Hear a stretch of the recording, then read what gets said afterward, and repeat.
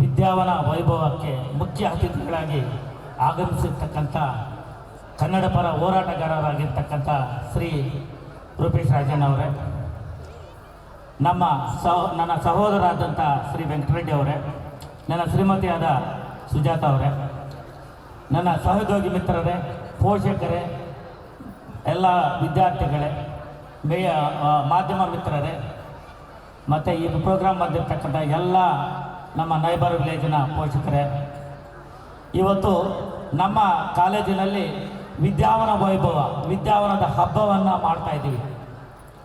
ಈ ವಿದ್ಯಾವನ ಹಬ್ಬ ಆಗಬೇಕಾದ್ರೆ ನನ್ನ ಸಹೋದರರು ಕೆಲವು ನುಡಿಗಳನ್ನು ಹೇಳ್ತಾ ಇದ್ರು. ಅಪ್ಪ ಅಮ್ಮನ ಏನೂ ಕೇಳಬೇಡಿ, ನಿಮಗೆ ಗ್ರ್ಯಾಜುಯೇಷನ್ ಆಗಿದೆ, ನೀವು ಇನ್ನು ನಿಮ್ಮ ಕಾಲ ಮೇಲೆ ಕಾಲು ನಿಂತುಕೊಂಡು ನೀವು ಅರ್ನ್ ಮಾಡೋದು ಕಲ್ತ್ಕೊಳ್ಳಿ ಅಂತ. ಹೌದು, ಯಾಕೆಂದರೆ ಇವಾಗ ಕಾಲೇಜುಗಳಲ್ಲಿ ನೋಡ್ತಾ ಇದ್ದೀವಿ, ಏನು ತಂದೆ ತಾಯಿ ಕಷ್ಟಪಟ್ಟಿರ್ತಾರೆ ಅನ್ನೋದು ಅರ್ಥ ಮಾಡ್ಕೊಳ್ಳೋದಕ್ಕಿಂತ ಮುಂಚೆನೇ ಕಾಲೇಜಿಗೆ ಬಂದ ಮೇಲೆ ತುಂಬ ಯೌವನಾವಸ್ಥೆಗೆ ಬಂದಿರ್ತಾರೆ, ಎಲ್ಲ ಮರ್ತೋಗ್ತಾರೆ ತಂದೆ ತಾಯಿ ಏನು ಮಾಡಿದ್ದಾರೆ ಅಂತ. ಇನ್ನೇನು ನಮ್ಗಾಯಿತು, ನಮ್ಗೆ ವಯಸ್ಸಾಯಿತು, ಏನೋ ಯಾರಾದರೂ ಸಿಕ್ಕಿದ್ರೆ ಬೇಕಾದ್ರೆ ಮದುವೆ ಮಾಡ್ಕೊಂಡು ನಮ್ಮಿಷ್ಟ, ಬಿಕಾಸ್ ನಮ್ದು 18 ವರ್ಷ ಮುಗಿದಿದೆ ಅಂತ ಡಿಸೈಡ್ ಮಾಡ್ತಕ್ಕಂಥ ಎಷ್ಟೋ ಜನ ಇದ್ದಾರೆ ಈ ಒಂದು ನಮ್ಮ ಸಿಟಿಗಳಲ್ಲಿ ನೋಡ್ತಾ ಇದ್ದೀವಿ. ಮಕ್ಕಳೇ, ತಂದೆ ತಾಯಿ ಏನು ಮಾಡಿರ್ತಾರೆ ನಿಮಗೆ ಅನ್ನೋದು ಮಾತ್ರ ನಾನು ಸ್ವಲ್ಪ ತಿಳಿಸ್ತೀನಿ, ಒಂದು ತುಂಬ ಚಿಕ್ಕದಾಗಿ. ಯಾಕೆಂದರೆ ಇವಾಗ ನೋಡಿ ಹೆಂಗಾಗುತ್ತೆ ಅಂದರೆ, ಒಂದು ತಾಯಿ ಒಂದು ಹುಡುಗನ್ನ ಸ್ಕೂಲ್ಗೆ ಕರ್ಕೊಂಡು ಹೋಗ್ತಾಳೆ ಸೇರಿಸ್ಬೇಕು ಅಂತ, ಪ್ರಿನ್ಸಿಪಾಲ್ ಹತ್ರ ಹೋಗಿ ಕರ್ಕೊಂಡು ಹೋದರೆ, ಈ ಕಾಲೇಜಲ್ಲಿ ಸೇರಿಸ್ಬೇಕಾದ್ರೆ ನಾನು ಒಂದು ಟೆಸ್ಟ್ ಕೊಡಬೇಕು, ಆ ಟೆಸ್ಟಲ್ಲಿ ಪಾಸ್ ಆದರೆ ಮಾತ್ರ ಸೀಟ್ ಕೊಡ್ತೀನಿ ಅಂತ ಹೇಳ್ತಾರೆ. ಅದ್ರ ಜೊತೆಗೆ ಅದು ಏನು ಹೇಳ್ತಾ ಇದ್ದಾರೆ ಅಂತ ಹುಡುಗನ 4 ಕ್ವಶನ್ ಕೇಳಿದ್ರೆ ಏನೂ ಆನ್ಸರ್ ಮಾಡಲ್ಲ, ಸರಿಯಾಗಿ ಕಿವಿ ಕೇಳಿಸ್ತಾ ಇರಲ್ಲ. ಅದು ಆದಮೇಲೆ ಟೀಚರ್ಸ್ ಹತ್ರ ಕಳಿಸ್ತಾರೆ, ಟೀಚರ್ಸ್ ಕೇಳಿದ್ರು ಏನೂ ಸರಿಯಾಗಿ ಆನ್ಸರ್ ಮಾಡಲ್ಲ. ಆ ತಾಯಿಗೆ ಆ ಪ್ರಾಂಶುಪಾಲರು ಹೇಳ್ತಾರೆ, ನಿಮ್ಮ ಮಗನಿಗೆ ಕಿವಿ ಕೇಳಿಸಲ್ಲ, ಈ ಥರ ಇದ್ದರಿಂದ ನನ್ನಿಂದ ನಮ್ಮ ಶಾಲೆಯಲ್ಲಿ ನಿಮ್ಮ ಮಗನಿಗೆ ಅಡ್ಮಿಷನ್ ಕೊಡಲ್ಲ ಅಂತ ಹೇಳ್ತಾರೆ. ಆ ತಾಯಿಗೆ ತುಂಬ ನೋವಾಗುತ್ತೆ. ಆದರೆ ಹಂಗಾದರೆ ನಾನೇ ನನ್ನ ಮಗನ ಓದಿಸಿ ಒಂದು ಬುದ್ಧಿವಂತ ಮಾಡ್ತೀನಿ ಅಂತೇಳಿ ಚಾಲೆಂಜ್ ಮಾಡ್ತಾರೆ. ಮನೆಯಲ್ಲೇ ಅವರು ಕಷ್ಟಪಟ್ಟು ವಿದ್ಯೆ ಹೇಳ್ಕೊಡ್ತಾರೆ.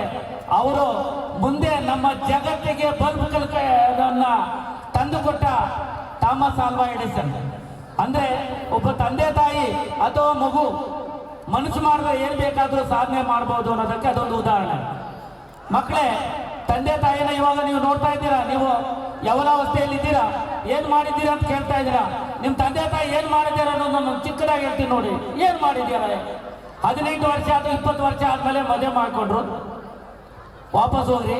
ನಿಮ್ಮ ವಯಸ್ಸು ಆ ವಯಸ್ಸಿನಲ್ಲೇ ಇದೆ, ಸ್ವಲ್ಪ ಹೆಚ್ಚು ಕಮ್ಮಿ ಅಂತ ಇಟ್ಕೊಳ್ರಿ, ಯಾಕಂದರೆ ಡಿಗ್ರಿ ಮಕ್ಕಳು ಇರೋದ್ರಿಂದ. ಆ ವಯಸ್ಸಿನಲ್ಲಿ ಮದುವೆ ಆದಮೇಲೆ ಒಂದು 2 ವರ್ಷಕ್ಕೆ ನೀವು ಹುಟ್ಟಿದ್ರಿ. ನೀವು ಹುಟ್ಟೋ ತನಕ ಅವರ ಒಂದು ಪರ್ಸನಲ್ ಲೈಫ್ ಇತ್ತು.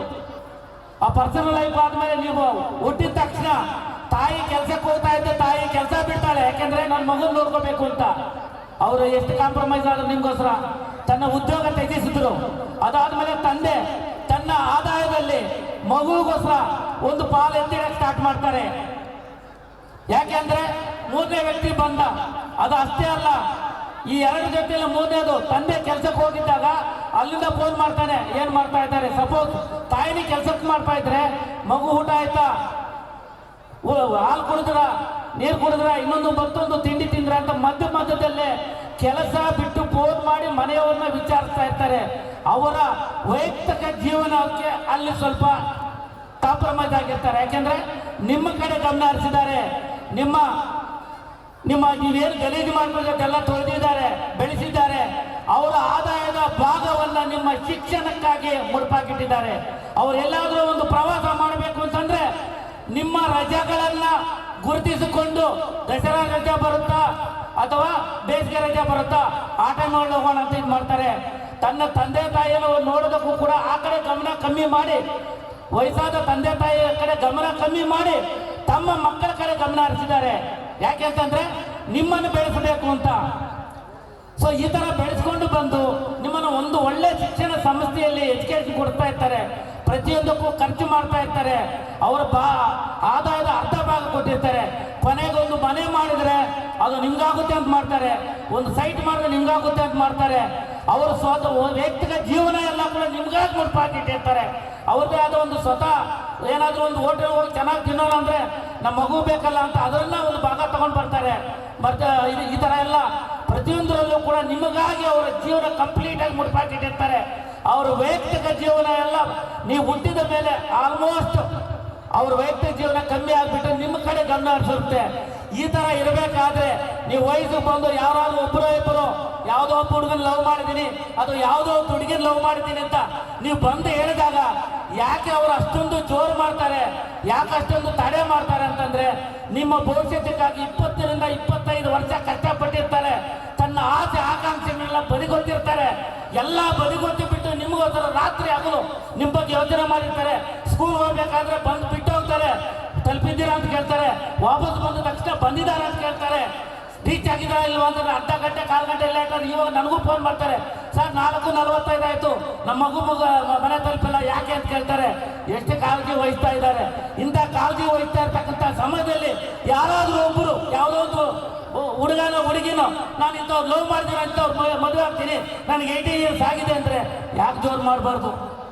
18-20 ವರ್ಷ ಅವರೆಲ್ಲ ಜೀವನ ಹಾಳು ಮಾಡಿಕೊಂಡು ನಿಮಗೋಸ್ಕರ ಒಂದು ಇಷ್ಟೆಲ್ಲ ಮಾಡಿರ್ತಾರೆ. ಅದರಿಂದ ದಯವಿಟ್ಟು ನಿಮ್ಮ ತಂದೆ ತಾಯಿ ಗೌರವ ಕೊಡಿ, ನಿಮ್ಮ ತಂದೆ ತಾಯಿಯನ್ನು ಚೆನ್ನಾಗಿ ನೋಡ್ಕೊಳ್ಳಿ. ಯಾಕೆಂದರೆ ಅವ್ರ ಜೀವನ ಎಲ್ಲ ನಿಮಗೋಸ್ಕರ ಬದುಕ್ತಾ ಇದ್ದಾರೆ ಅಂತ ಹೇಳ್ತಾ ನಾನು ಇಷ್ಟೆಲ್ಲ ಮಾತಾಡೋಕ್ಕೆ ಅವಕಾಶ ಕೊಟ್ಟ ನಿಮ್ಮೆಲ್ಲರಿಗೂ ಕೂಡ ಒಂದು ನಾನು ಮಾತುಗಳನ್ನು ಮುಗಿಸ್ತಾ ಇದ್ದೀನಿ. ಧನ್ಯವಾದಗಳು.